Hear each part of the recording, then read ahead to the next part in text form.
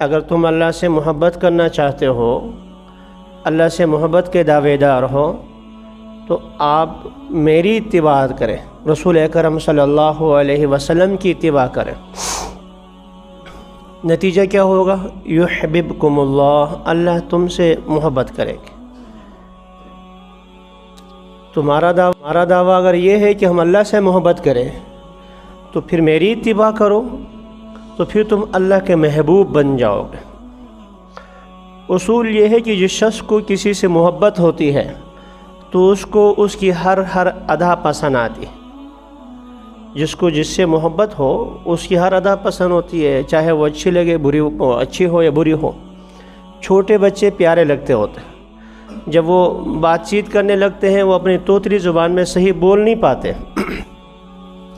وہ کسی کا نام لینا چاہیں تو بگاڑ کر لیتے ہیں، کوئی چیز مانگنا چاہیں تو وہ الفاظ بگاڑ کر مانگتے ہوتے ہیں۔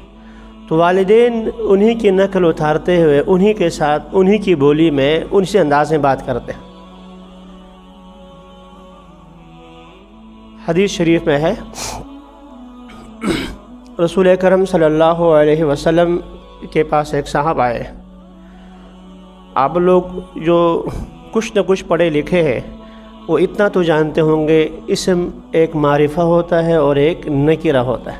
نکرہ کوئی سا بھی درخت یہ نکرہ شمار ہوتا ہے، کوئی سا بھی آدمی نکرہ ہے، اور معرفہ متعین، احمد صاحب، راشد صاحب، محمود صاحب، یہ ایک مثال دے رہا ہوں۔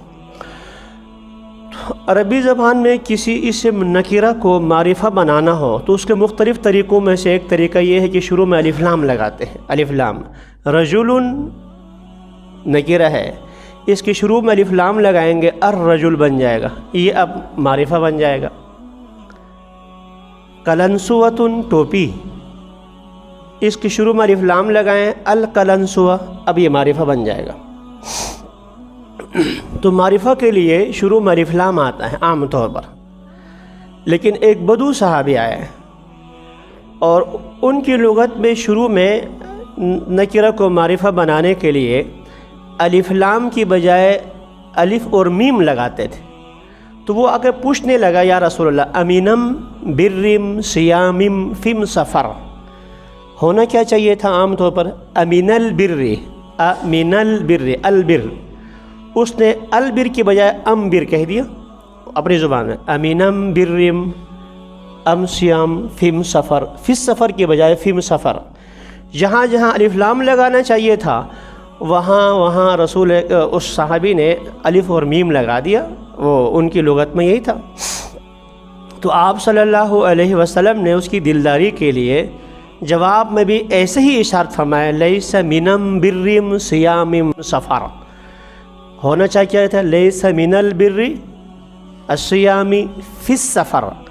تو یوں اس کی زبان میں اسی الفاظ میں حضرت صلی اللہ علیہ وسلم نے اس کو جواب عطا فرما دیا۔ تو والدین اس چھوٹے بچہ جو توتلی زبان میں بھی بولنے لگا ہے تو ان کی باتیں اچھی لگتی ہیں، تو جیسے جیسے وہ الفاظ کہتے ہیں تو والدین بھی ان کو انہی الفاظ میں جواب دیتے ہوتے ہیں۔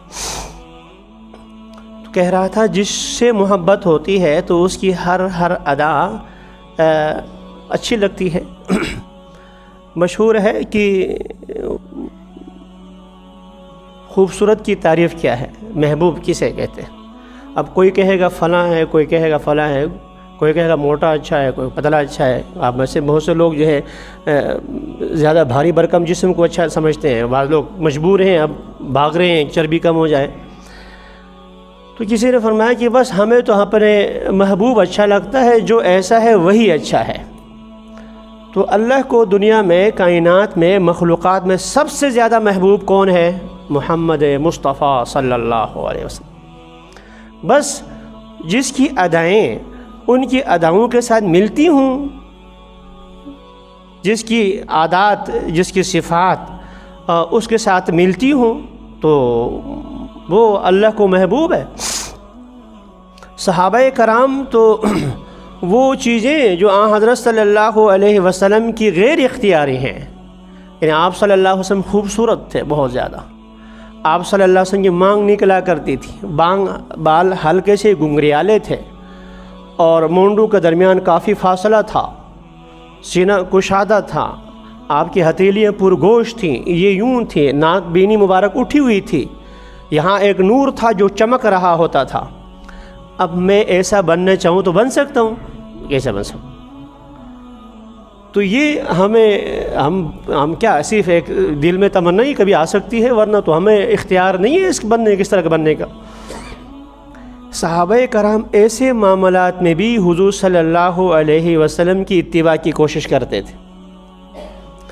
ایک صحابی جس کے بال گنگریالے تھے، آپ لوگوں نے مکرانیوں کو دیکھا ہو کراچی میں، مکرانی جن کے بال یوں ہوتے ہیں، حبشیوں کو، اب ان کی کیا مانگ نکلے، وہ تو بالکل یوں مارگڑ کی پہاڑیوں کی طرح ان کے بال ہوتے ہیں، یوں جھٹ بنے ہوتے ہیں۔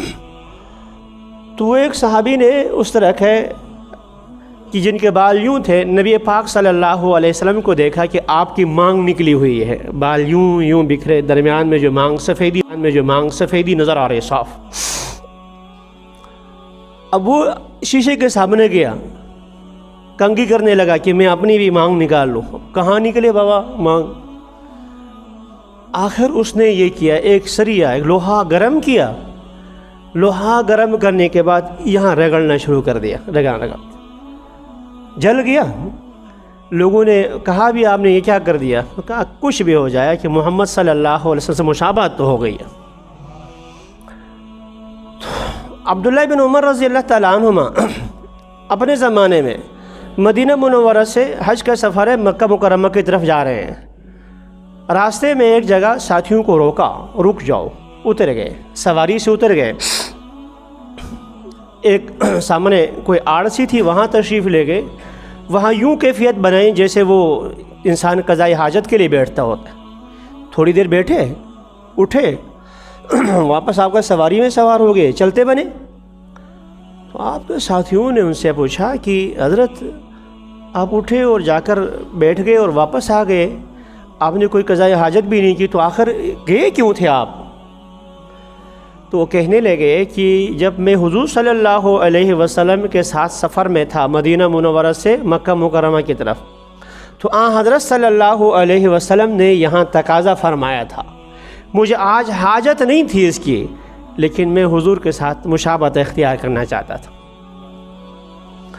تو صحابہ کرام تو وہ چیزیں کہ جس میں انسان کا کوئی اختیار بس نہیں چلتا، وہاں بھی کوشش کرتے تھے کہ کسی طریقے سے حضور صلی اللہ علیہ وسلم کے ساتھ مشابہت ہو جائے تو ہمارا بیڑا پار ہو جائے۔ اللہ تعالیٰ کی رحمتیں جو ہیں وہ بہانے تلاش کرتی ہوتی، رحمت حق بہا نمی جویت، اللہ کی رحمت بہانے تلاش کرتی ہیں، بہت زیادہ جو اعمال نہیں دیکھتے ہوتے۔